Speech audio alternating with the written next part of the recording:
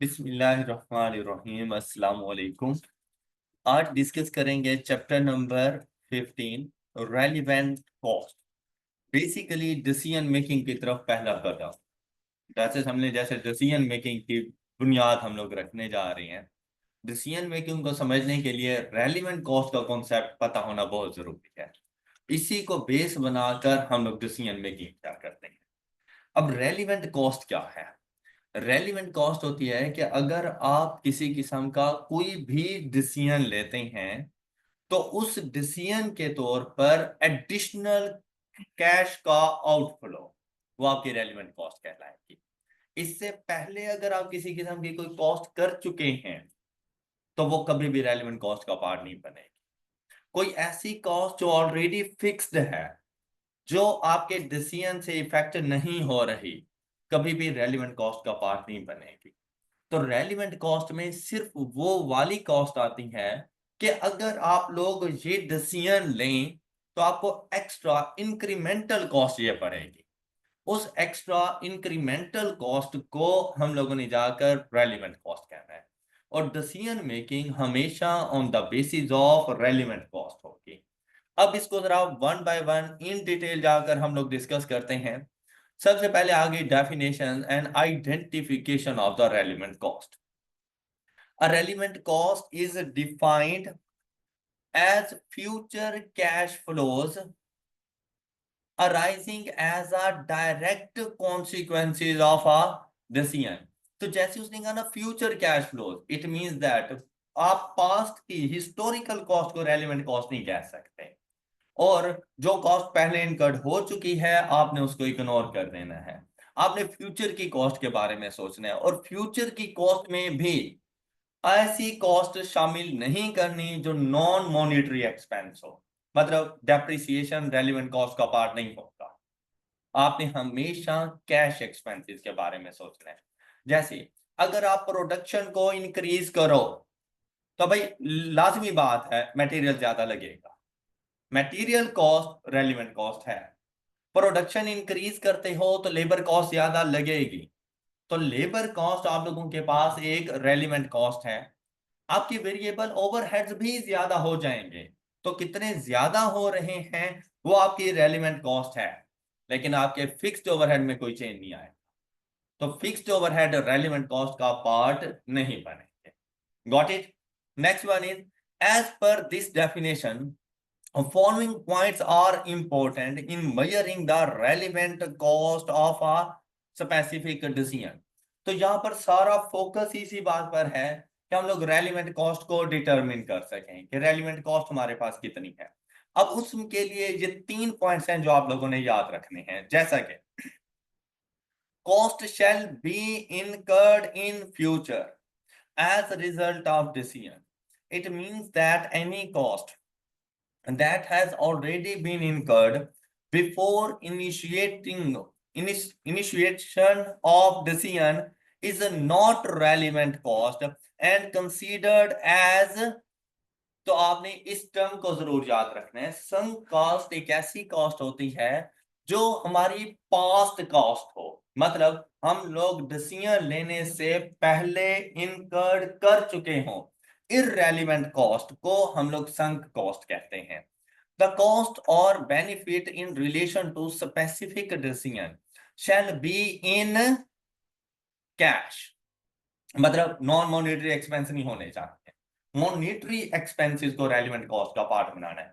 जैसे कि डेप्रिसिएशन वगैरह आप लोगों के पास कभी भी रेलिवेंट कॉस्ट का पार्ट नहीं बनेगी। There shall be cash inflows और outflows as direct consequences of the decision. The non cash cost like depreciation and apportioned overheads. अब देखें वेरिएबल ओवरहेड्स की कभी अपोर्शनमेंट नहीं होती थी। अपोर्शनमेंट कौन से ओवरहेड्स की होती थी? फिक्स्ड ओवरहेड्स की। तो फिक्स्ड ओवरहेड्स हो गए, डेप्रिसिएशन एक्सपेंस हो गए, वो हमारे लिए इररेलेवेंट कॉस्ट के तौर पर आएंगे। अब देखो ये संक कॉस्ट नहीं है। संक कॉस्ट होती है जो पहले डिसीजन लेने से पहले इनकर्ड कर चुके हो। इवन के depreciation and apportionment of overheads future में होने हैं लेकिन नॉन कैश एक्सपेंसेस की वजह से हम इनको रेलिवेंट कॉस्ट का पार्ट नहीं बनाएंगे, तो ये हमारे लिए इररेलेवेंट कॉस्ट बन जाएगी। ये बात समझ आ गई? Next one, cost shall be incremental.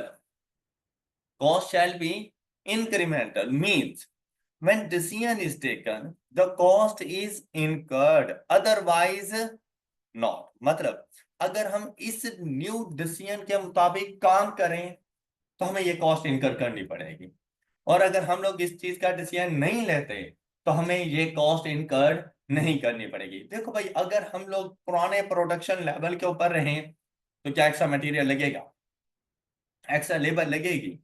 लेकिन अगर हम अपनी प्रोडक्शन को इंक्रीज करने का डिसीजन लेने जा रहे हैं तो मटेरियल भी ज्यादा लगेगा, लेबर भी ज्यादा लगेगी। जितनी ज्यादा लगेगी वो रेलिवेंट कॉस्ट है। जो पहले से मटेरियल यूज हो रहा है वो रेलिवेंट कॉस्ट का पार्ट नहीं बनेगा। प्रोडक्शन के इंक्रीज करने से एक्स्ट्रा लेबर एंड मटेरियल कितना यूज करेंगे हम उसकी बात करेंगे। Any cost that will happen anyway regardless of decision cannot be a relevant.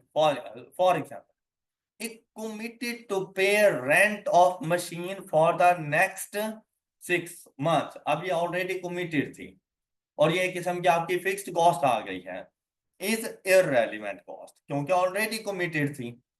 फिर देखें, because it will not affect the decision, this cost is termed as committed cost, मतलब जिसके लिए आप लोगों ने ऑलरेडी एक कमिटमेंट की हुई है फॉर स्पेसिफिक टाइम ड्यूरेशन कि हम हर हाल में ये वाली कॉस्ट देंगे, तो वो कमिटेड कॉस्ट कहलाएगी, रेलिवेंट कॉस्ट का पार्ट नहीं बनेगी। Any problem?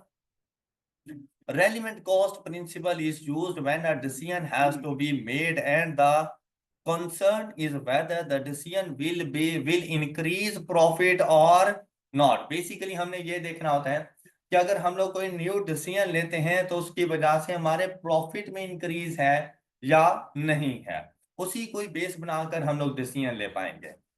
It is based on minimum cost principle. लाजिम बात है, प्रॉफिट कब ज्यादा होगा, जब कॉस्ट मिनिमम हो। Examples of application of relevant cost to specific decisions are, अब ये वो डिसीजंस हैं जो आप लोगों ने करने हैं। सबसे पहला decision, decision regarding acceptance of a job or undertake some work at a stated price that customer is willing to pay। अब ये डिसीजन मेकिंग में सबसे पहला डिसीजन आता है कि अगर आपको किसी किस्म का कोई ऑर्डर मिला, जॉब से यहां पर मुराद ऑर्डर है, क्या आपको किसी किस्म का कोई ऑर्डर मिला, आप उस ऑर्डर को एक्सेप्ट करो या ना करो। दूसरी बात, ऑर्डर मिला और जो आपका कस्टमर है उसी ने कह दिया कि भाई आपको 10 रुपीज पर यूनिट के हिसाब से मैं पे करूंगा। अब आपने अपनी रेलिवेंट कॉस्ट देखनी है कि क्या मुझे इस 10 रुपीज पर यूनिट, मतलब जो पहले से स्टेटेड प्राइस है, उस पर मुझे इस ऑर्डर को एक्सेप्ट करना चाहिए या नहीं करना चाहिए, क्या इस ऑर्डर से मेरे प्रॉफिट में इंक्रीज है या नहीं है। तो on the basis of relevant cost जाएंगे कि हमें कोई न्यू ऑर्डर एक्सेप्ट करना है, या अगर कोई प्राइस पहले से स्टेटेड है उस प्राइस पर मुझे ये ऑर्डर एक्सेप्ट करना है या नहीं करना। दूसरा decision, whether to sell joint products. अब ये ज्वाइंट एंड बाय प्रोडक्ट्स आपने पढ़े थे, ज्वाइंट प्रोडक्ट्स को सेल कर देना चाहिए arising as a result of common process. तो ऐसे ही था ना ये हमारे पास, कहते हैं मैं उसको स्प्लिट ऑफ पॉइंट पर जाकर सेल कर दूं, या मैं उसके ऊपर किसी किस्म की कोई फर्दर प्रोसेसिंग करूं और फिर जाकर उसको सेल करूं। ये आपके पास नेक्स्ट डिसीजन है कि अगर आपके पास किसी किस्म की ज्वाइंट प्रोडक्ट्स हैं तो आपने ये डिसाइड करना है कि उस ज्वाइंट प्रोडक्ट्स को स्प्लिट ऑफ पॉइंट पर ही जाकर मैं सेल कर दूं, या मैं उसके ऊपर एक न्यू प्रोसेस अप्लाई करूं, कुछ मजीद उसके ऊपर कॉस्ट इनकट करूं और जाकर एक फाइनल प्रोडक्ट के तौर पर उसको सेल करूं। नेक्स्ट आता है whether the products should be made in house, खुद से मैन्युफैक्चरिंग करें या आउटसोर्स करते हैं, इसके लिए भी आपको डिसीजन लेना पड़ेगा। और वेदर टू सब कॉन्ट्रैक्ट और outsource the work to external suppliers. I hope कि ये वाली डिसीजन समझ आ गए हैं कि on the basis of relevant cost हम लोगों ने कौन कौन से डिसीजंस लेने हैं, डिसीजन कैसे लेने हैं वो तो जाके सीखेंगे हम नेक्स्ट चैप्टर में। मैंने आपसे कहा ये बेस है, बेस बनाने के लिए हम लोग इन तमाम डिसीजंस के लिए सीखेंगे कि अगर ये सिचुएशंस आती हैं तो हमारे पास रेलिवेंट कॉस्ट कितनी पड़ेगी। अभी के लिए हमारा फोकस रेलिवेंट कॉस्ट के ऊपर होगा। Relevant cost should be used for assessing the economic or financial consequences। अब यहां पर देखिए बात वही मॉनेटरी टर्म्स की कर रहा है कि आप लोगों ने इकोनॉमिक और फाइनेंशियल कॉन्सिक्वेंसेस देखने हैं of any decision by the management. Only relevant cost and benefits should be taken into consideration when evaluating the financial consequences of a decision। As a result, cost is further future cash flows that will occur as a result of direct consequences of making a particular decision. It is used for target profit analysis as well। जब cost का पता चल जाएगा तो आप अपने target profits analysis को भी कर सकते हैं। Concepts and terms used in the relevant cost. सबसे पहले आगे हमारे पास की concepts in the definition of relevant cost और इन तीन पॉइंट्स को जरा पढ़ें।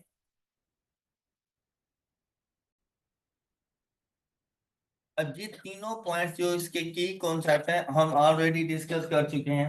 सबसे पहला पॉइंट हमारे पास आ जाता है कि ये हमारे पास फ्यूचर में अकर होनी चाहिए।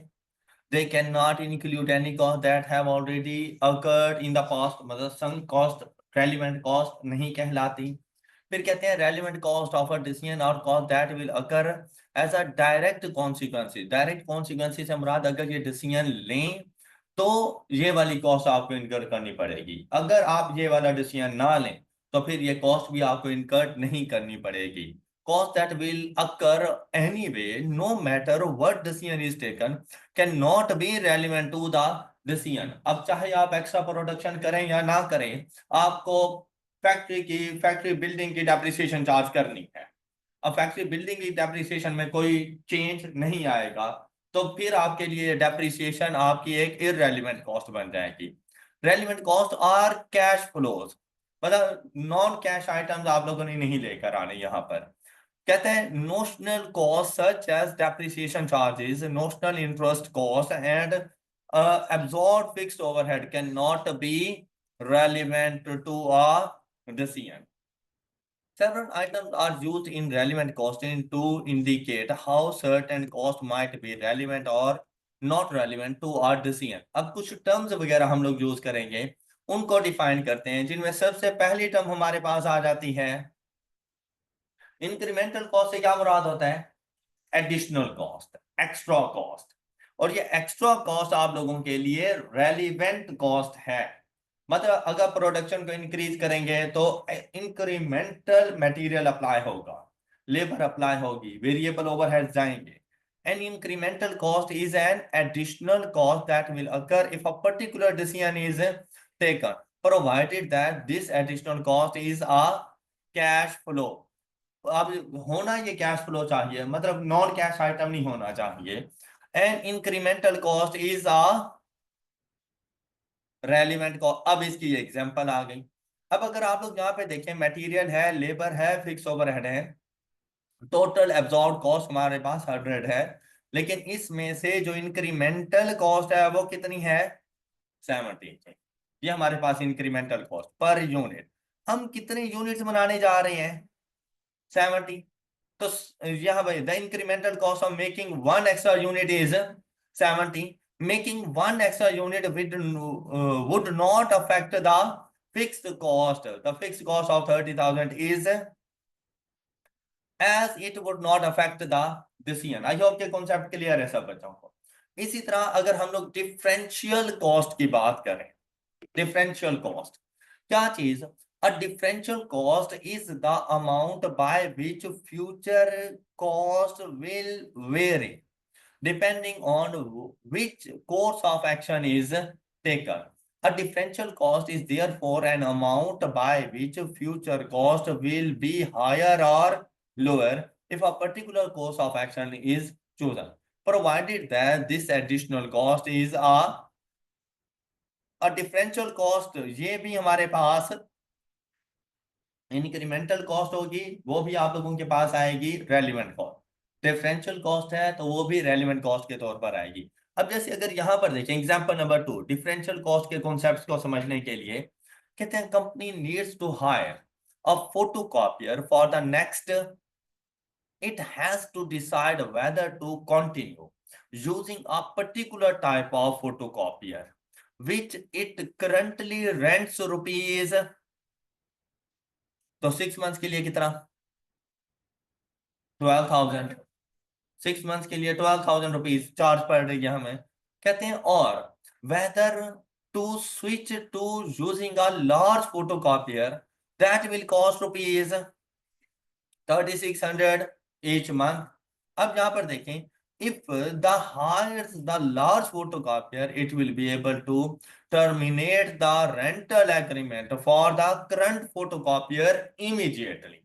अब यहां पर वो कह रहे हैं कहते हैं फोटोकॉपियर चाहिए आपको और आपके पास पहले से भी एक फोटोकॉपियर मौजूद है, उस फोटोकॉपियर के साथ अब देखिए कमिटेड क्या है सिर्फ उससे भाई 2,000 पर मंथ हम आपको चार्ज करेंगे और फॉर द नेक्स्ट 6 मंथ्स। लेकिन उसके पास जो मशीन है ना वो छोटी मशीन है, हम लार्ज फोटोकॉपियर अगर हायर करते हैं तो वो हमसे चार्ज कर रहे हैं 3,600 रुपीज पर मंथ।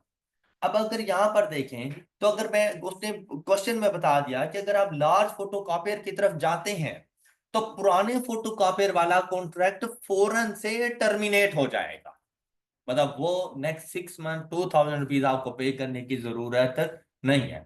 फिर आप कितनी अमाउंट पे करोगे 3,600 for the next 6 month. Got it. अब इस 3,600 में से 2,000 तो आप वैसे भी पे कर रहे थे चाहे आप डिसीजन ना भी लेते तो डिफरेंशियल कॉस्ट क्या है 1,600 रुपीज पर मंथ आपके पास डिफरेंशियल कॉस्ट है और फॉर द नेक्स्ट 6 मंथ्स तो 16 into 6 टोटल जो डिफरेंशियल कॉस्ट आपके पास आएगी वो 96,000 की आ रही। गॉट इट, बात क्लियर हो गई है। नेक्स्ट वन इज नीचे यही डिसीजन वगैरह इसका लिखा हुआ है। फिर आ जाती है अवॉइडेबल एंड अनअवॉइडेबल कॉस्ट। कुछ कॉस्ट ऐसी होती हैं जो हमारे कंट्रोल में होती हैं जिनको मतलब अवॉइड किया जा सकता है, कुछ कॉस्ट अनअवॉइडेबल होंगी जिसको किसी भी हाल में कंट्रोल नहीं किया जा सकता। अवॉइडेबल मींस दैट कि भाई अगर प्रोडक्शन ना करो तो मटेरियल भी यूज नहीं होगा, लेबर भी इतनी यूज नहीं होगी, लेकिन प्रोडक्शन करो या ना करो डेप्रिसिएशन चार्ज होगी। अनअवॉइडेबल आपके पास है रेंट पे करना पड़ेगा फैक्ट्री का, अनअवॉइडेबल कॉस्ट है आप लोगों के पास। फिक्स कॉस्ट जितनी भी है वो सारी की सारी अनअवॉइडेबल आएंगी, जबकि ये जो वेरिएबल कॉस्ट होती है ये अवॉइडेबल होती है कि अगर आप ये डिसीजन ना लें तो फिर इन कॉस्ट से बचा जा सकता है। ऐसी कॉस्ट जिनको सेव किया जा सके वो अवॉइडेबल। अब देखें an avoidable cost is a cost that could be saved या अवॉइडेड डिपेंडिंग वेदर और not a particular decision is taken. मतलब डिसीजन के ऊपर डिपेंड करेगा, डिसीजन अगर ऐसा नहीं लोगे तो आपको वो कॉस्ट भी इनकर करने की जरूरत नहीं पड़ेगी। जबकि एक अनअवॉइडेबल कॉस्ट ऐसी होती है दैट विल इनकर्ड एनीवे, चाहे जो मर्जी डिसीजन लो आपको ये वाली कॉस्ट इनकर करनी है। अवॉइडेबल कॉस्ट आपकी रेलिवेंट कॉस्ट है, लेकिन अनअवॉइडेबल कॉस्ट आप लोगों की इररेलेवेंट कॉस्ट है। Got it. अब जरा क्वेश्चन देखें एग्जांपल नंबर 3। यहाँ पर सिर्फ हम लोगों ने आइडेंटिफाई करना है कि कौन सी अवॉइडेबल है कौन सी अनअवॉइडेबल है, कौन सी रेलिवेंट है और कौन सी इररेलेवेंट है। Company has 1 year remaining on a short term lease agreement on a warehouse। अब warehouse लीज एग्रीमेंट के ऊपर है, शॉर्ट टर्म लीज है और वो लीज है हमारे पास फॉर 1। फिर कहते हैं the rental cost is ₹100,000 per year. The warehouse facilities are no longer required because operations have been moved to another warehouse that has, मतलब हम लोग इस वेयर हाउस को यूज कर रहे थे लेकिन इस वेयर हाउस में जितना भी फिर हमारी इन्वेंट्री आइटम्स वगैरह रखे थे हमने इनको किसी दूसरे वेयर हाउस में शिफ्ट कर दिया और ये वाला वेयर हाउस खाली हो गया। इस वेयर हाउस के लिए हम लोग 100,000 रुपीज पर ईयर रेंट पे करते हैं। गॉट इट, क्लियर होगी बात। नेक्स्ट देखो अब if a decision is taken to close down the warehouse. अब हम लोगों ने ये डिसीजन लिया कि भाई इस वेयर हाउस को क्लोज कर दो। फिर क्या करना है, the company would be committed to pay the rental cost up to the end of the term of the. अब उसने साथ में क्या कहा, you are committed to pay, means that चाहे मैं वेयर हाउस को अभी खाली कर दूं और चाहे मैं इसको अपने इस्तेमाल में रखूं, मुझे 1 लाख रुपए देना है, अनअवॉइडेबल कॉस्ट। रेंट के तौर पे 1 लाख रुपया देना है। आप लोग अक्सर देखें गाड़ी वगैरह लीज पर लेना, और सपोज आपकी लीज है 5 साल के लिए। कुछ बैंक्स ऐसे हैं, हर बैंक की अपनी अपनी पॉलिसीज आ जाती हैं, जो कहते हैं भाई लीज पर अब लेके जा रहे हो, लेकिन 3 साल के बाद अगर आप हमें फुल पेमेंट भी कर दोगे ना, तब भी आपने अमाउंट पूरी पे करनी है विद इंटरेस्ट। जितना आप 5 साल में पे कर रहे हो ना, 3 साल के एंड पर भी उतना ही पे करोगे। अगर आप अपनी आपको सेटल करवाना चाह रहे हो, तब भी पूरी अमाउंट ही पे करोगे। मतलब हम उसके इंटरेस्ट से नहीं बच सकते, चाहे हम लोग जल्दी भी क्यों ना पे कर दें। अच्छा, लोन के बारे में कहा जाता है कि भाई लोन अगर जल्दी पे कर दोगे, तो जब तक आप लोग लोन पे करोगे तब तक इंटरेस्ट चार्ज करेंगे, उसके बाद के इंटरेस्ट नहीं चार्ज करेंगे। ओके, अब यहां पर जल्दी पे करके उस इंटरेस्ट को से बचा जा सकता था, अवॉइडेबल कॉस्ट। लेकिन अगर गाड़ी की लीज के बारे में बात करें, तो जल्दी पे करके भी मुझे मैं इंटरेस्ट से नहीं बच सकता था, अनअवॉइडेबल कॉस्ट। अब यहां पर चाहे मैं वेयर हाउस खाली कर दूं, चाहे मैं वेयर हाउस को अपने पास रखूं, मुझे भाई 1 लाख रुपया देना है, मैं इससे नहीं बच सकता। लेकिन इसका एक बेनिफिट होना है कि अगर मैं वेयर हाउस को खाली कर देता हूँ, तो वो जो स्टोर कीपर मैंने रखा हुआ होगा, मुझे उसको सैलरी नहीं पे करनी पड़ेगी, उसकी छुट्टी करा दो। भाई खाली वेयर हाउस की मैंने क्या रखवाली करवानी है उससे, उसकी छुट्टी करवा दो। कोई और अगर उससे रेलिवेंट कोई एक्सपेंस होगा, तो वो भी आपको बर्दाश्त नहीं करना पड़ेगा। जैसे किसने कहा, however it would save local taxes. हाँ, उस वेयर हाउस के ऊपर ना टैक्स बढ़ता था, और वो टैक्स है 16,000 रुपीज फॉर द ईयर। अब मैं उस वेयर हाउस को यूज ही नहीं कर रहा, तो क्या मैं ये टैक्स पे करूंगा? नहीं, अवॉइडेबल। कि अगर मैं यूज ना करूं तो मैं 16,000 से बच सकता हूँ। फिर क्या हुआ, and it would no longer need to hire the services of a security company to look after the empty building which currently cost rupees. मैं इस 40,000 से भी बच सकता हूँ। तो टोटल जो मेरी अवॉइडेबल कॉस्ट है ना, वो 56,000 रुपीज की है, और जो अनअवॉइडेबल कॉस्ट है वो मेरे पास 100,000। मेरी बात समझ आ गई सब बच्चों को? नेक्स्ट देखें, decision about whether to close down the unwanted warehouse should be based on the relevant cost only. Local taxes and the cost of security services, total 56,000, could be avoided, and so these are relevant cost. The rental cost of the warehouse cannot be avoided, and so should be ignored in the economic assessment of the decision whether to close the warehouse or keep it open for another year. आपको बातें समझ आ गई होगी। अभी आपका focus decision making पे नहीं होना, अभी आपका फोकस है रेलिवेंट कॉस्ट की कैलकुलेशन पर। गोडाउन को रखना है या नहीं रखना, ये हम लोग बाद में देख लेंगे, लेकिन रेलिवेंट कॉस्ट कितनी है, जस्ट 56,000। ऑलराइट, नेक्स्ट आपके पास आ गई कमिटेड कॉस्ट। अब कमिटेड कॉस्ट के लिए हम लोग ऑलरेडी डिस्कस कर चुके हैं कि ये हमारे पास इररेलेवेंट कॉस्ट होती है। मींस दैट अगर आप पहले से कोई एग्रीमेंट कर चुके हैं कि इन फ्यूचर आप ऐसा कोई स्टेप लेंगे, तो उसकी वजह से अगर कोई कैश का इनफ्लो होता है, आउटफ्लो होता है, तो आपकी रेलिवेंट कॉस्ट का पार्ट नहीं बनेगा। Committed cost are a category of unavoidable cost. तो जब अनअवॉइडेबल कॉस्ट है तो इररेलेवेंट कॉस्ट हो गई। फिर कहते हैं committed cost is a cost that a company has already committed to or an obligation already made that cannot be avoided by any means। किसी भी दूसरे तरीके से हम इससे नहीं बच सकते। जैसे ऊपर वाले अगर केस में देखें, तो हम लोगों ने 100,000 1 साल का रेंट कमिटेड किया हुआ था, तो वो कमिटेड कॉस्ट का पार्ट है। और committed cost unavoidable cost, unavoidable cost irrelevant cost है हमारे पास। क्लियर? एग्जाम्पल नंबर 4, इसको जरा पढ़ के बताएं मुझे, क्या आपको एग्जाम्पल नंबर 4 समझ आ गई है?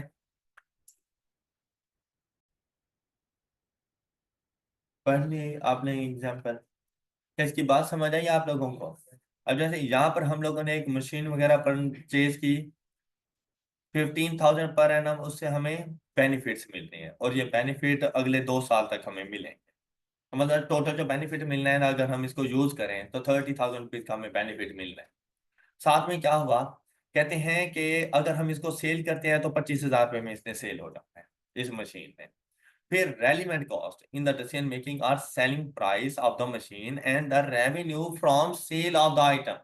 अब देखो दोनों ही cash inflows and cash outflow, कि अगर आप लोग देखें ना तो 30,000 रुपीज अगर मैं इसको सेल कर देता हूं तो मेरा रेवेन्यू खत्म हो जाएगा, मुझे रेवेन्यू नहीं मिल पाएगा।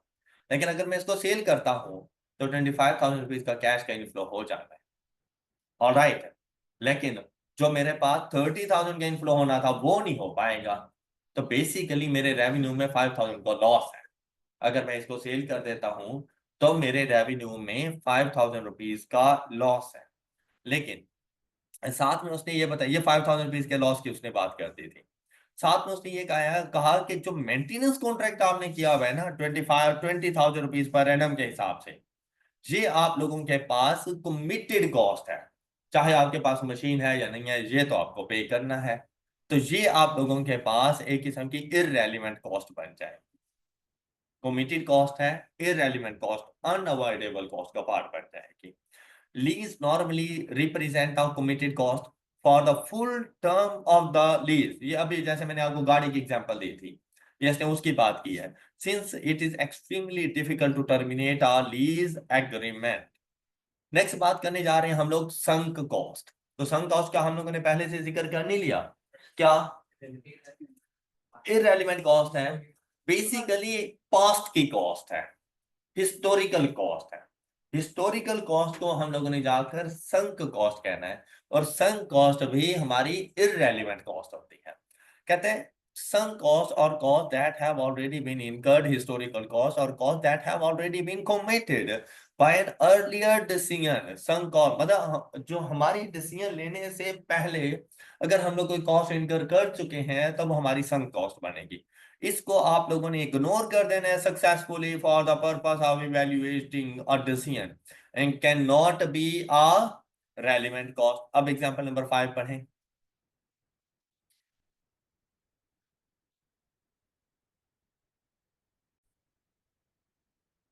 संक कॉस्ट की समझ आ गई?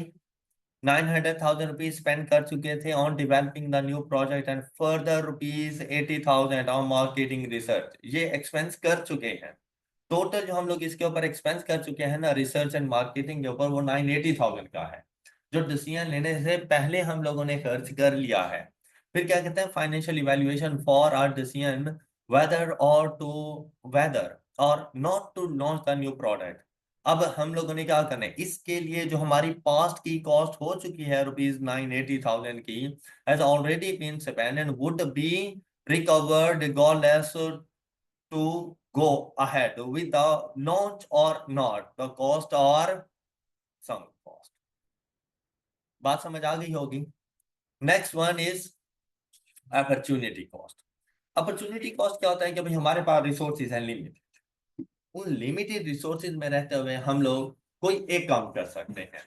तो उस एक काम के करने के लिए हमें जाकर एक दूसरे काम को छोड़ना पड़ेगा।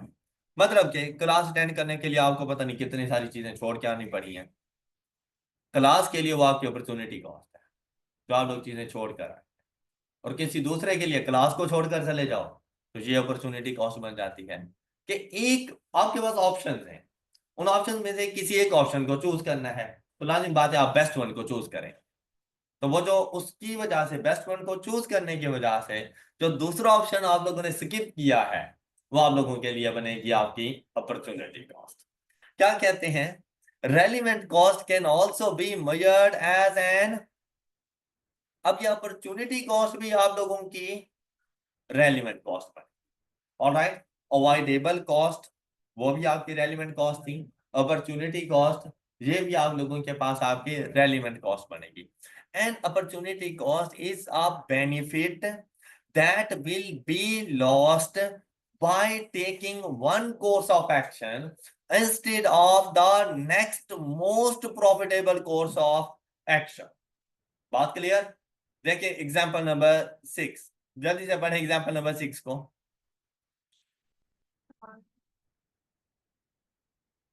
Company has been asked by a customer to carry out a special job. The work would require 20 hours of skilled labor time.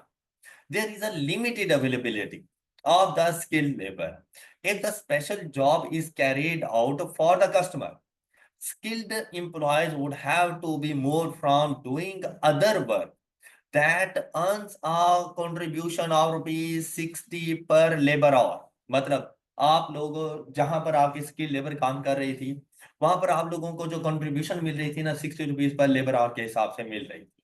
लेकिन अगर आप अपनी स्किल्ड लेबर को मूव करवा देते हो कहीं और, तो आपके लिए ये जो 60 पर लेबर आवर है ना, आपको ये फिर छोड़ने पड़ेंगे। तो जो बेनिफिट आप स्किप कर देते हो वो आपकी अपॉर्चुनिटी कॉस्ट बन जाता है। अब यहाँ पर देखिए, relevant cost of doing the job for the customer is the contribution that would be lost by switching employees from other work. The contribution foregone 20 into 60 is equal to ₹1,200 would be an opportunity cost. This concept should be taken into consideration as a cost that would be incurred as a direct consequences of the decision to do a special job for the customer. In other words, the opportunity cost is relevant cost in deciding how to respond to the customer's request। जो भी terms वगैरह थी वो हम लोग discuss कर चुके हैं कि हम लोग रेलिवेंट कॉस्ट के अंदर कौन कौन सी टर्म्स यूज करेंगे, तो उनकी डेफिनेशन वगैरह, उनकी क्या अकाउंटिंग ट्रीटमेंट वगैरह करनी है, कौन सी रेलिवेंट है और कौन सी नहीं है, उनकी डिस्कशन हो चुकी है। अब हम लोगों ने यहाँ पर जो डिस्कस करना है ना, वो मटेरियल के लिए रेलिवेंट कॉस्ट देखेंगे, लेबर के लिए रेलिवेंट कॉस्ट देखेंगे एंड वेरिएबल ओवरहेड्स के लिए रेलिवेंट कॉस्ट देखेंगे। तो सबसे पहला जो हमारे पास टॉपिक आ रहा है आइडेंटिफाइंग रेलिवेंट कॉस्ट में, सबसे पहली चीज हम लोग जाके डिस्कस करने लगे हैं relevant cost of materials. Relevant cost of materials.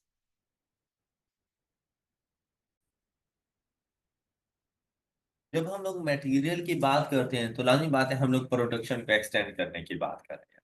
उस प्रोडक्शन को अगर हम लोग एक्सटेंड करते हैं तो मटेरियल नहीं यूज हो रहा है। अब हमने साथ में ये देखते हैं क्या वो मटेरियल हमारे पास अवेलेबल है, और अगर है तो क्या वो मटेरियल कहीं और पर यूज हो सकता है या नहीं हो सकता, या हमारे पास वो मटेरियल बिल्कुल फारिग रखा हुआ है। तो इसके लिए जब हम लोगों ने डिसीजन मेकिंग करनी हो, the relevant cost of raw material is generally their current replacement cost.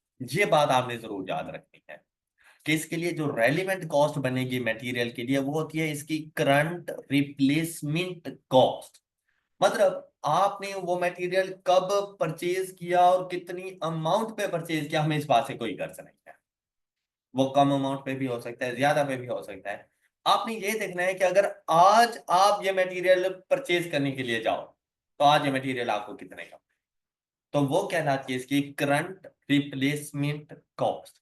कि अगर मटेरियल आप जो आपके पास रखा हुआ है वो वाला ना यूज करो और मार्केट से ये मटेरियल लेते, तो ये मटेरियल आपको कितने का पड़ता, तो वो वाली वैल्यू आप लोगों ने यहां पर जाके देनी है। Unless material has already been purchased and not available for use in regular terms और अदर कॉन्ट्रैक्ट्स।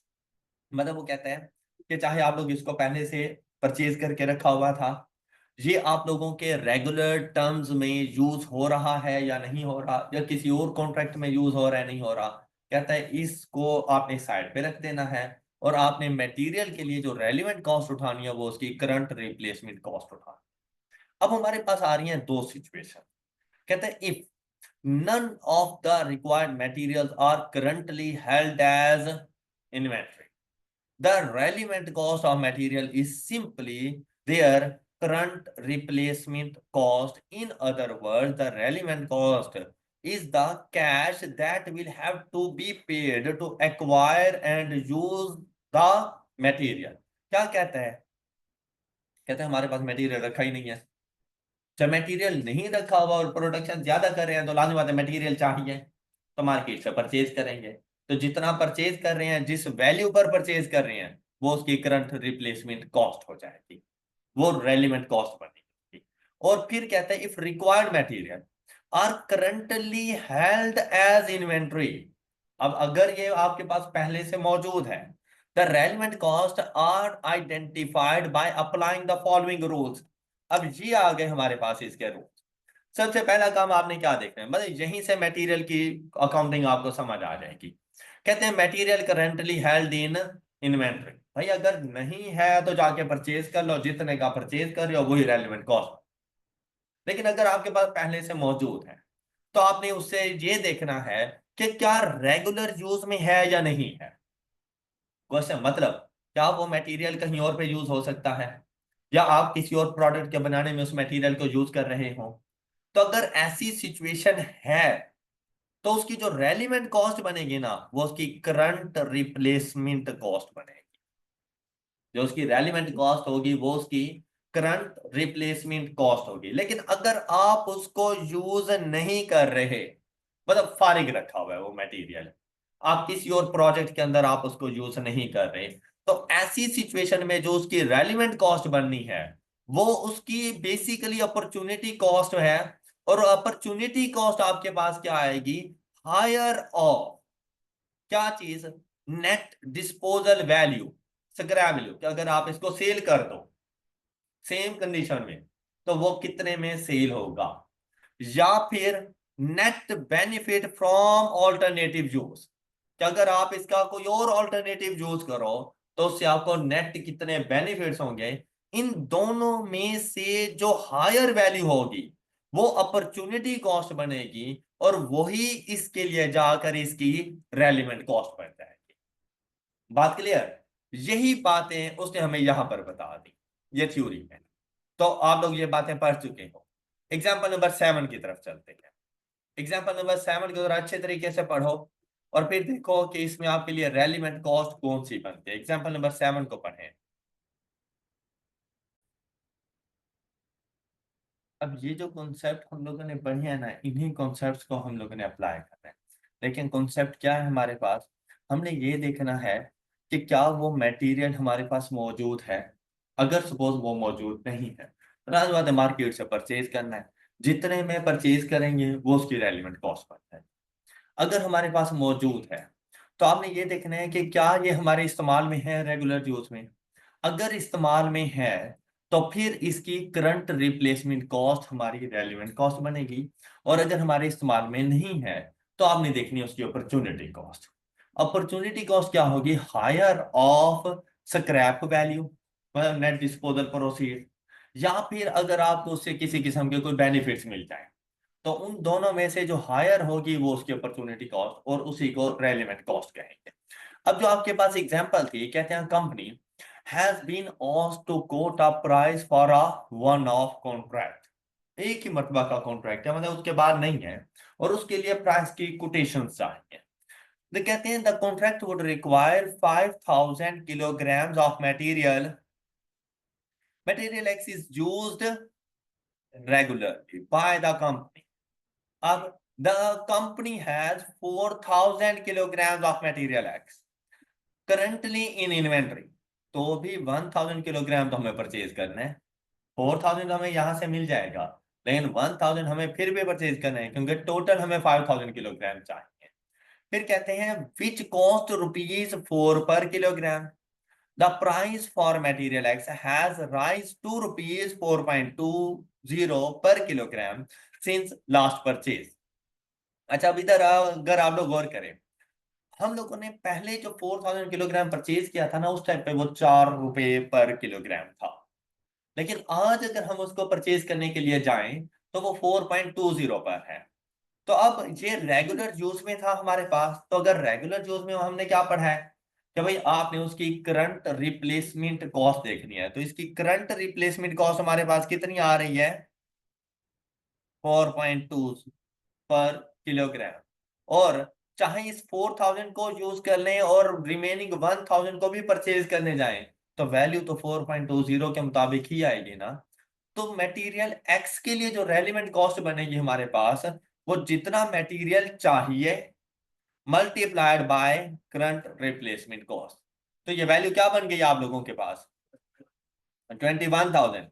मटेरियल एक्स की वैल्यू 21,000। ओके होगी बात, ये इसका सोल्यूशन था। This is in regular use, any units of the material that are held in inventory will have to be replaced for other work if they are used for the contract. The relevant cost of their replacement cost. Relevant cost, replacement cost आएगी 5000 multiplied by 4.2 is equal to 21,000। ये बात समझ आ गई सब बच्चों को। Next one is, कहते हैं the contract would also require 2000 kilograms of material.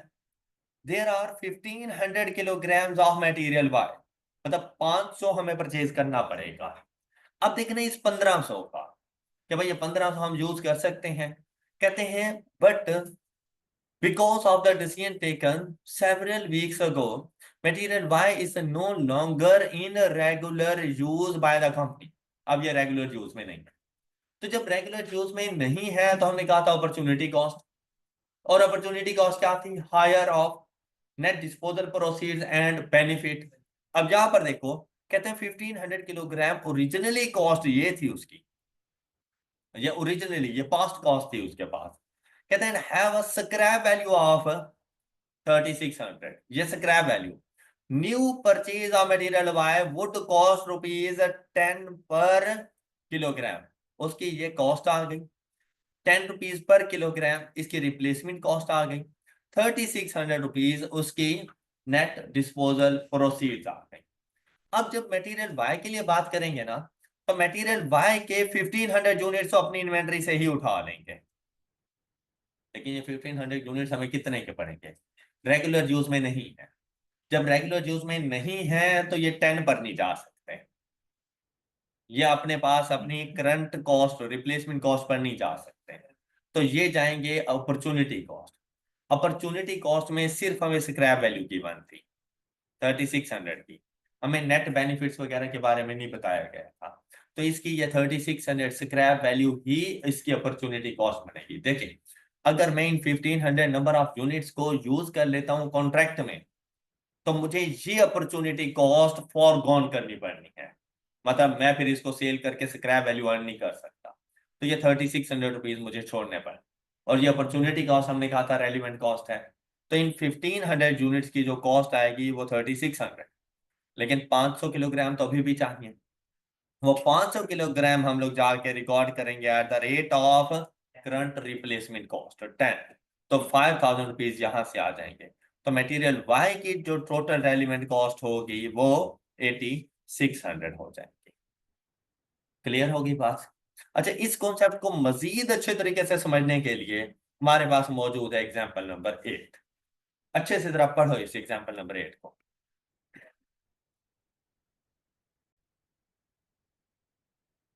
A company is considering whether to agree to do a job for a customer. It has sufficient spare capacity to take on this job. अब देखो ये है decision making इस तरह से कि आपको ये सिनेरियो बता देगा कि हम ये जॉब करें या ना करें, लेकिन साथ में बता दिया कि भाई सफिशिएंट स्पेयर कैपेसिटी हमारे पास मौजूद है इस जॉब को करने के लिए। फिर कहते हैं to do the job 3 different direct materials will be required, material X Y and C. Data relating to this material are as follows। जैसे XYZ के लिए quantity needed for the job ये चाहिए, हमारे पास कितनी क्वांटिटी मौजूद है, तो भाई आर 800 चाहिए, लेकिन मेरे पास 200 मौजूद हैं, तो 600 तो मुझे परचेज फिर भी करने हैं।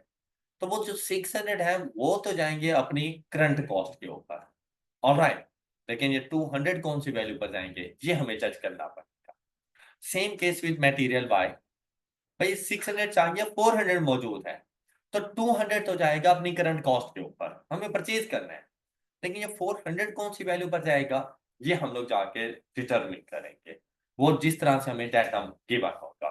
और मटेरियल जी 500 चाहिए, 300 मौजूद है, 200 तो फिर भी परचेज करना है, और वो परचेज होगा अपनी करंट परचेज प्राइस के ऊपर।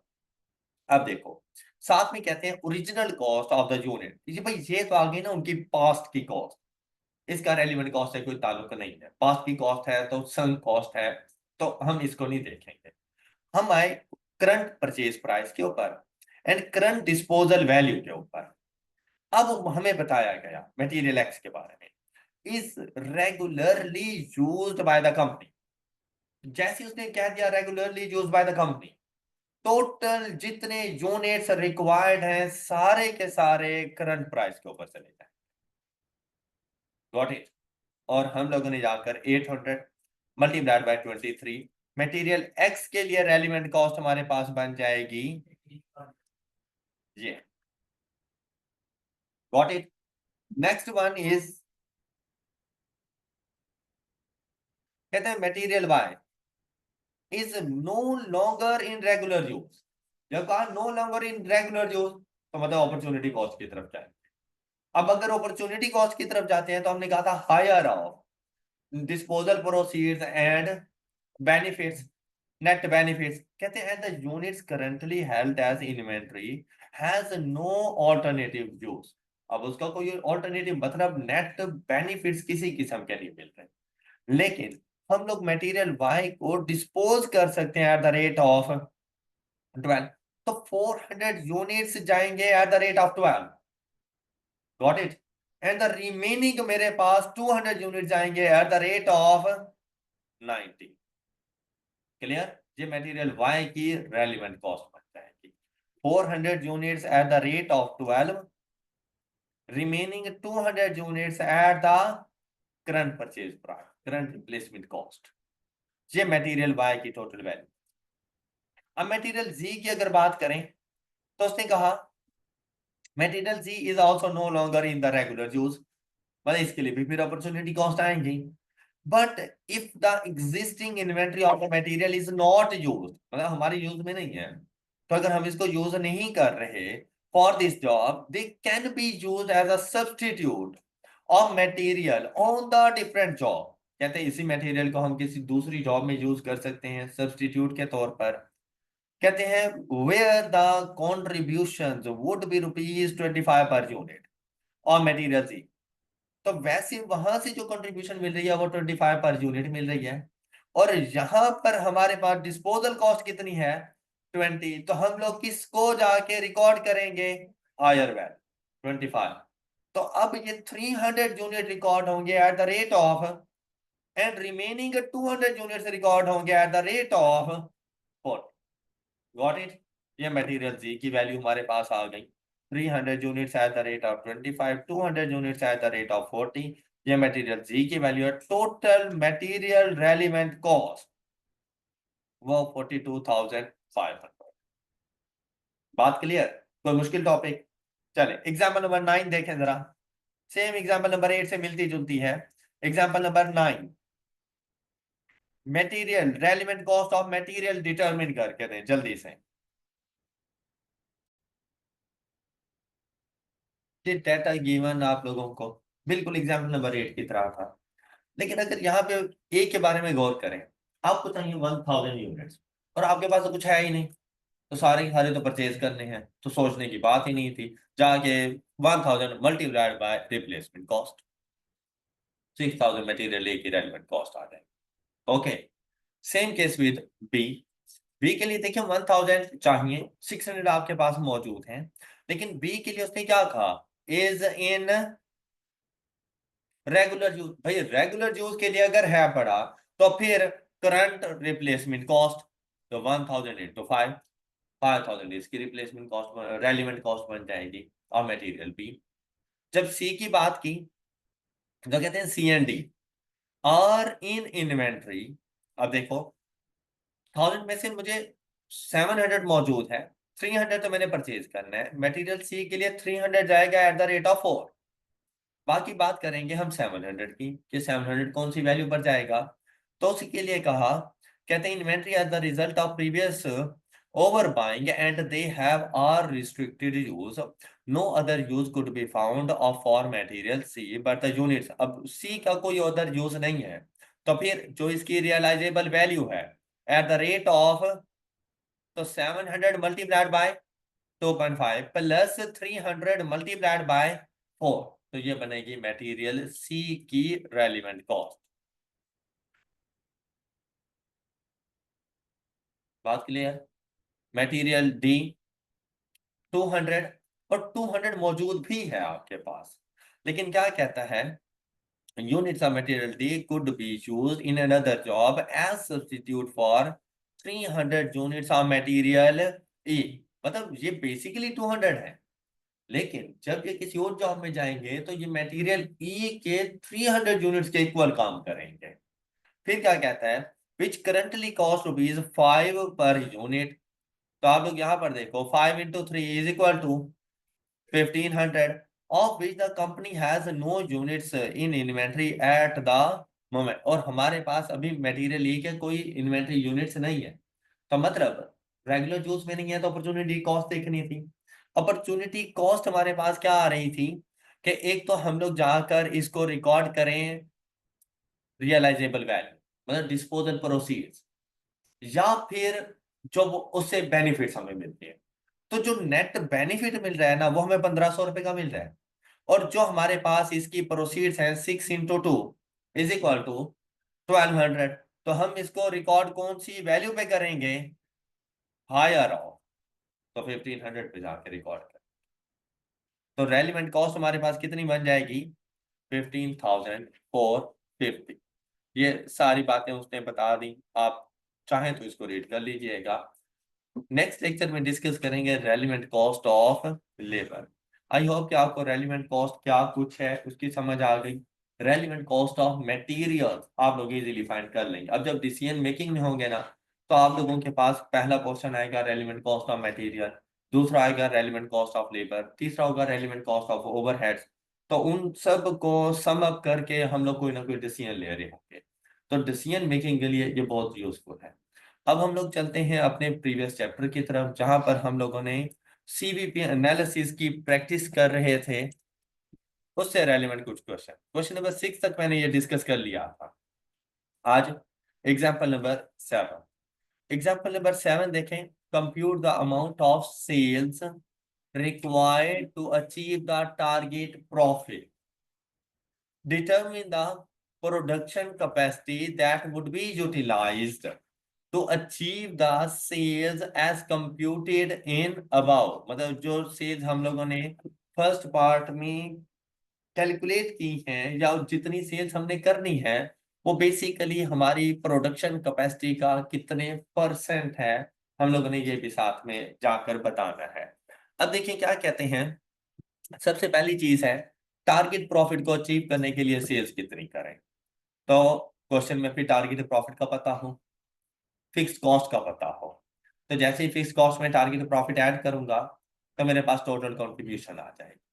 और अगर वो required contribution, total required contribution, और अगर उस कंट्रीब्यूशन को मैं डिवाइड कर दूं कंट्रीब्यूशन टू सेल्स रेशो के साथ, तो मेरे पास रिक्वायर्ड रेवेन्यू आ जाएगा। Got it. चलो अब देखते हैं कि डाटा क्या कुछ गिवन है। कहते हैं basketball private limited is in the process of planning the next year for the next year. PPL is currently operating at 70% of the production capacity. The management wants to achieve an increase of rupees 36 million in profit after tax of the latest year. Target profit कितना है, 36 million का increase, wants to achieve an increase of rupees 36 million in profit after tax of the latest year।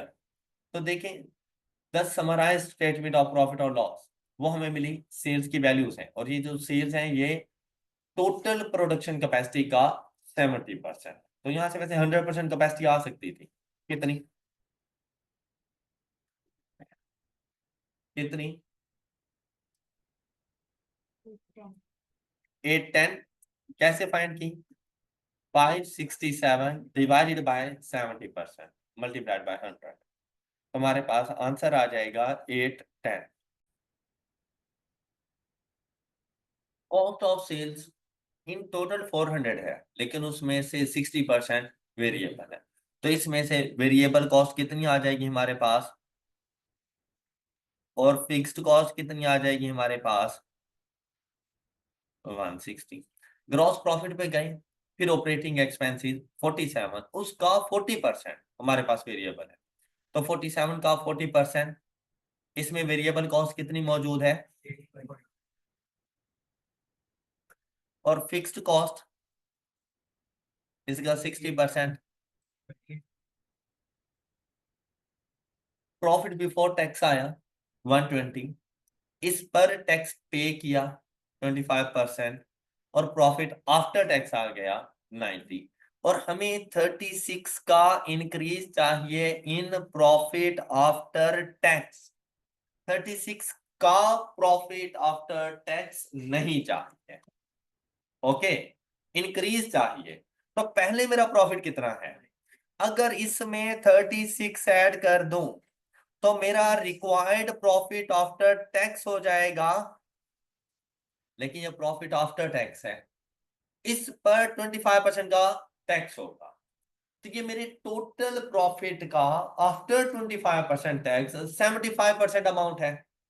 तो इसको divided bye 75 and multiplied by 100, तो profit before tax मेरे पास आ जाएगा 1। ये बात समझ आ गई। अब 168 का 25% फाइंड करें, 42, ये टैक्स आ गया और ये आपका रिक्वायर्ड प्रॉफिट। ऑलराइट, फिर अब देखिए इसकी फिक्स्ड कॉस्ट, हम लोगों ने चलने, इन्होंने एब्जॉर्प्शन कॉस्टिंग की हुई है, हमने मूव करना है मार्जिनल कॉस्टिंग के मुताबिक। तो अब हमने देखनी है इसकी फिक्स्ड कॉस्ट। भाई ये देखो, ये फिक्स्ड कॉस्ट आ गई जो क्वेश्चन में गिवन थी, ये फिक्स्ड कॉस्ट भी आ गई जो क्वेश्चन में गिवन है। मतलब हमें 188.2 की फिक्स्ड कॉस्ट तो क्वेश्चन में ही गिवन है, जो हम लोग पहले से यूज कर रहे हैं। ऑलराइट, नेक्स्ट हम लोगों ने जाकर देखना है कि क्वेश्चन में चेंज क्या है। कहते हैं selling price of all product would be increased by, selling price को इंक्रीज कर देंगे 8% से। फिर नेक्स्ट क्या करना है, अब जब 8% इंक्रीज करेंगे तो मेरा रेवेन्यू 567,000 मल्टीप्लाइड बाय 1.08, मतलब 108%, मेरा रेवेन्यू कितना हो जाएगा 612.36 का मेरा रेवेन्यू हो जाएगा।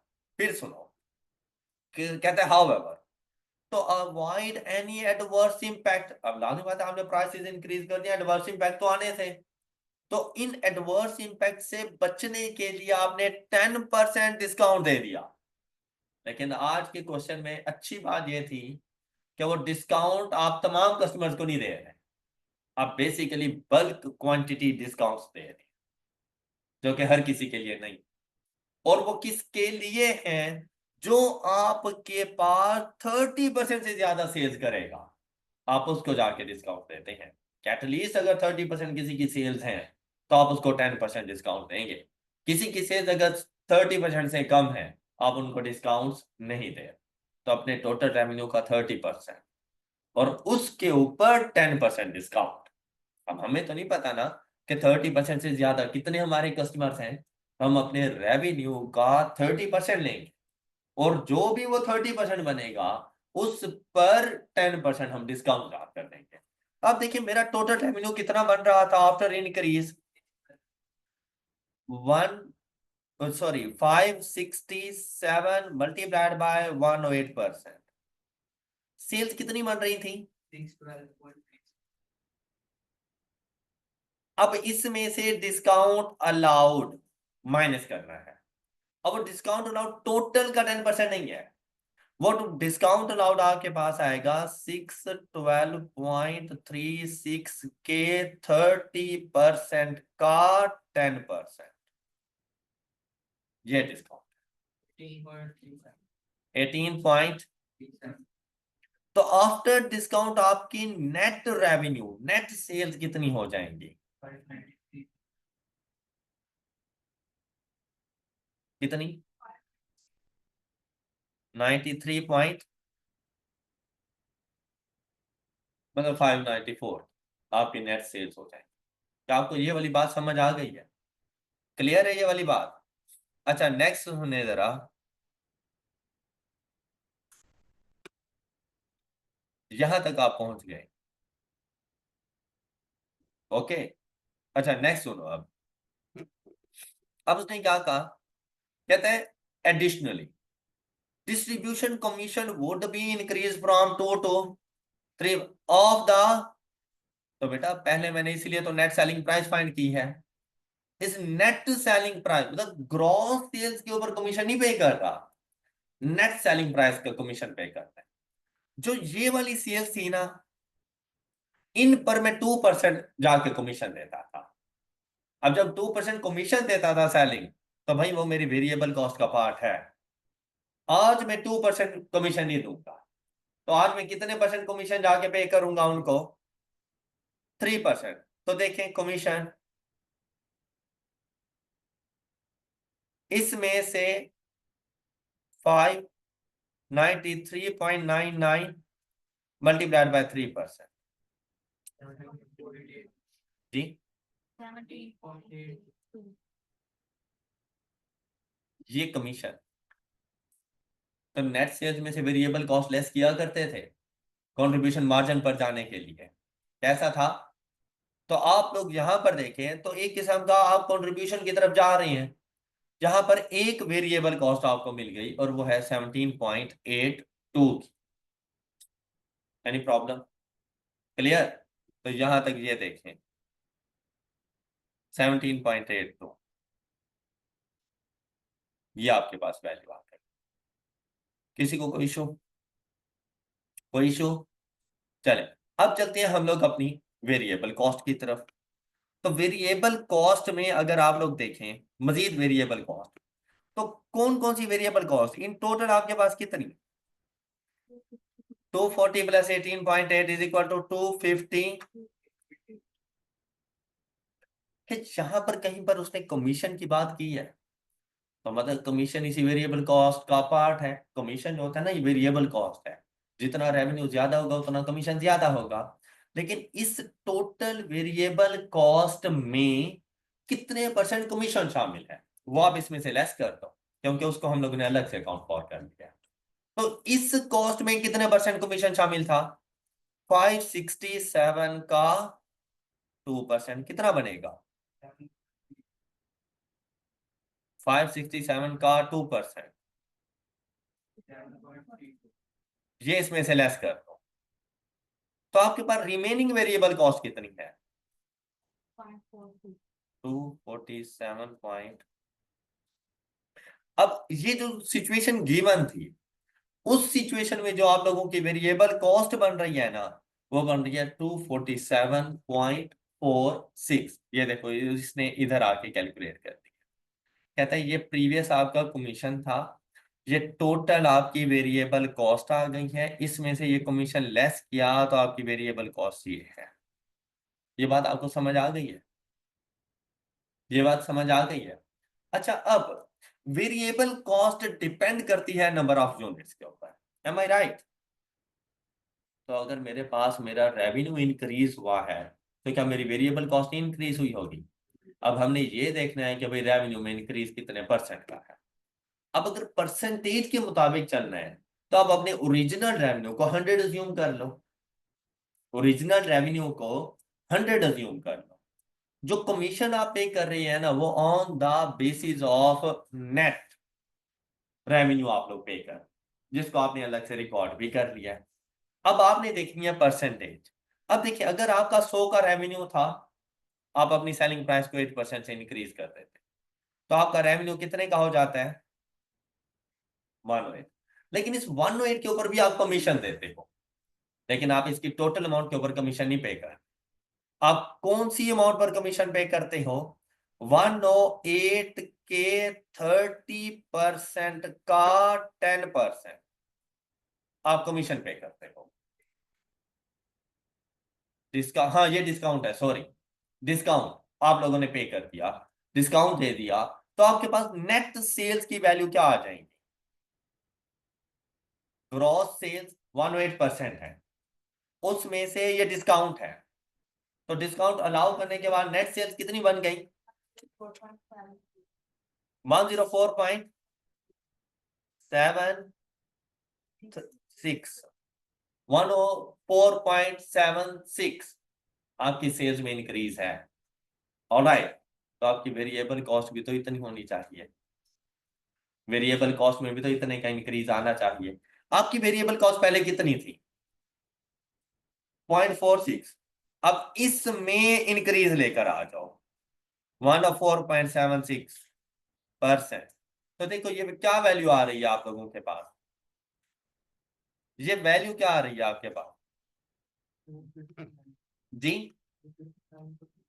ये देखो, ये आपके पास वैल्यू ये आ गई, ये 1.0476 जो आप लोगों ने मुझे अभी बताया था, मैंने परसेंटेज में फाइंड कर लिया, इन्होंने रेशो में जाके फाइंड कर लिया। बात एक ही है, मैं जब मल्टीप्लाई करूंगा तो मैं परसेंटेज के साइन के साथ मल्टीप्लाई कर दूंगा। तो जैसे ही मैंने परसेंटेज के साइन के साथ मल्टीप्लाई किया तो मेरी वेरिएबल कॉस्ट कितनी बन गई? थोड़ा बहुत राउंडिंग ऑफ का कोई डिफरेंस होगा, क्योंकि यहाँ पर देखो उसने 1.04 से मल्टीप्लाई कर दिया है, और अगर आप 1.0476 से मल्टीप्लाई करें तो कुछ आ जाएगी वैल्यू। ओके, राउंडिंग ऑफ का डिफरेंस है, अदरवाइज कैलकुलेशन में कोई ऐसा सच एरर मौजूद नहीं है।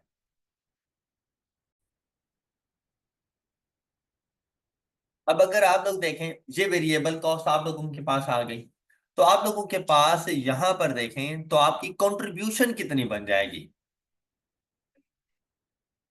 ये बजटेड रेवेन्यू जो नेट सेल्स आपके पास आई, उनमें से वेरिएबल कॉस्ट आपने लेस की, तो आप लोगों के पास ये बन जाएगी कंट्रीब्यूशन। और कंट्रीब्यूशन मार्जिन कैलकुलेट करना है तो कंट्रीब्यूशन डिवाइडेड बाय सेल्स। तो आप लोगों के पास कंट्रीब्यूशन मार्जिन कितने परसेंट आ गया? 53.7%। हाँ जी, कंट्रीब्यूशन टू सेल्स रेशियो की समझ आ गई है किस तरह से कैलकुलेट करनी है। अब हम बात करेंगे फिक्स कॉस्ट की। मैंने रेवेन्यू कैलकुलेट करना था टारगेट प्रॉफिट के लिए, तो उसके लिए हम लोगों ने सबसे पहली कैलकुलेशन तो कर दी कि भाई हमें जो प्रॉफिट चाहिए वो, ये हम लोग गए थे, प्रॉफिट चाहिए 126, फिर इसमें टैक्स की एडजस्टमेंट की तो 168 तक हम लोग पहुंच गए थे, हमने 168। अब बात करेंगे फिक्स्ड कॉस्ट की, तो हमारे पास जो फिक्स्ड कॉस्ट आ रही थी वो इन टोटल फिक्स्ड कॉस्ट थी 160 प्लस 28.2 इज इक्वल टू 188.2। लेकिन अब देखें, कहते हैं average variable cost other than distribution commission are projected to increase by, while fixed cost other than depreciation are projected to increase by, कहते हैं अपनी fix cost को 5% से इंक्रीज करो लेकिन उसमें डेप्रिसिएशन शामिल ना हो। फिर उसने बताया जो आपकी टोटल फिक्स कॉस्ट में उसमें 90 मिलियन की डेप्रिसिएशन है और वो रिमेन्स कांस्टेंट। तो आप लोग देखो टोटल फिक्स कॉस्ट कितनी है आप लोगों के पास?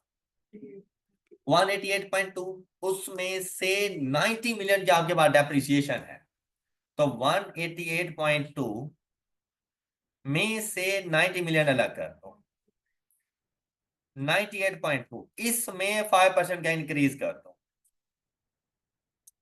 103.11 इसमें डेप्रिसिएशन दोबारा ऐड कर दो, तो टोटल फिक्स कॉस्ट बन जाएगी 0.11। इसमें अपना प्रॉफिट ऐड करो, जो टारगेट प्रॉफिट है आपका। टारगेट प्रॉफिट हमारे पास था नहीं अब 168 का, तो ये वैल्यू आ जाएगी 3.11। ये टोटल कंट्रीब्यूशन है, इसको divided by contribution to sales ratio 53.7%, ऐसे ही था ना? तो ये आपके पास आ गया आपका रेट।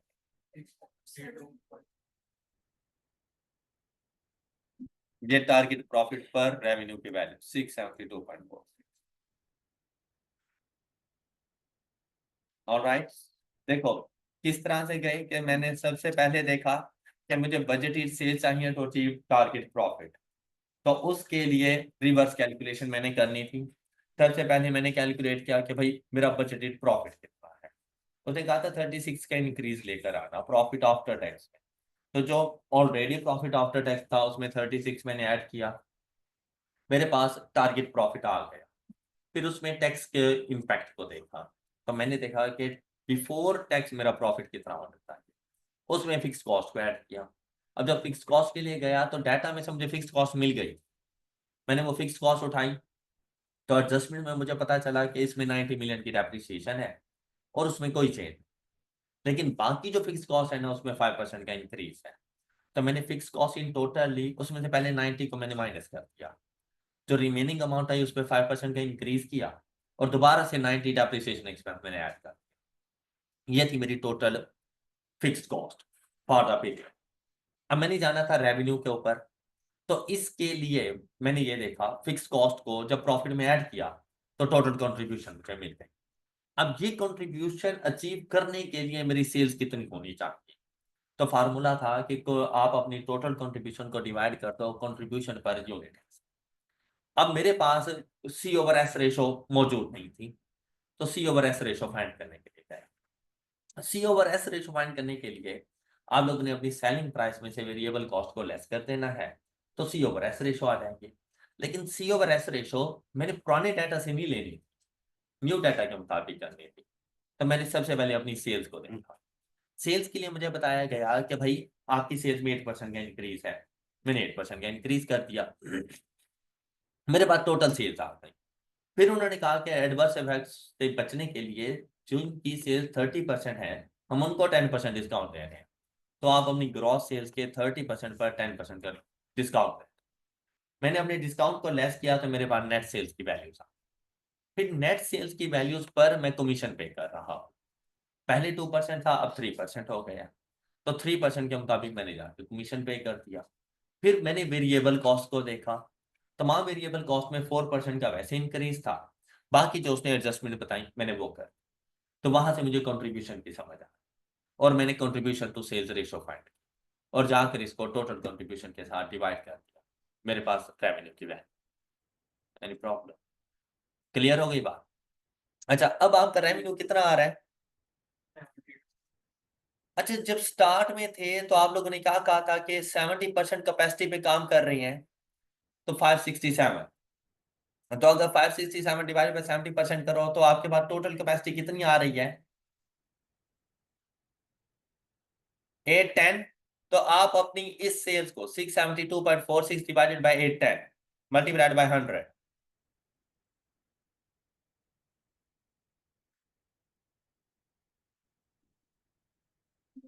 83.2 जी, 83%।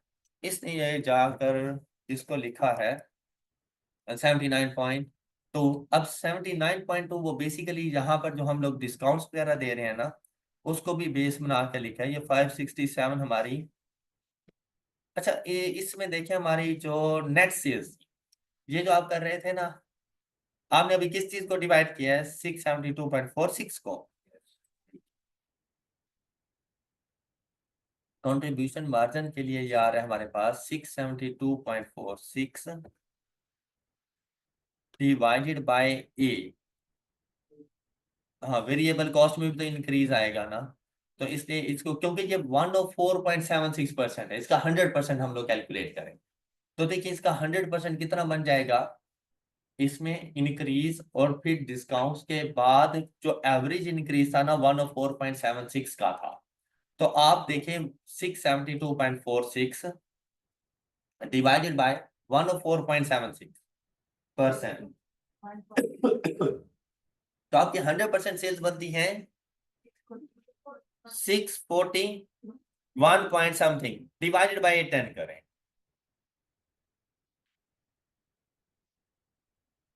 79.25। ये आपके पास है कैपेसिटी का इतने परसेंट अभी भी आप लोग यूटिलाइज कर रहे हो। Got it? बात समझ आ गई सब बच्चों को? चले नेक्स्ट एग्जांपल नंबर 8। ये वैसे इजी सी एग्जांपल थी, इजीली सॉल्व हो जानी थी, इसमें कोई इशू हो गया था ये। Example number 9। अच्छा, ये भी सिंपल सी एग्जांपल थी, वैसे इसमें ऐसे कोई मसले वाली बात नहीं। इनकेस अगर कोई प्रॉब्लम हो तो वो जरूर पूछ लिया करो।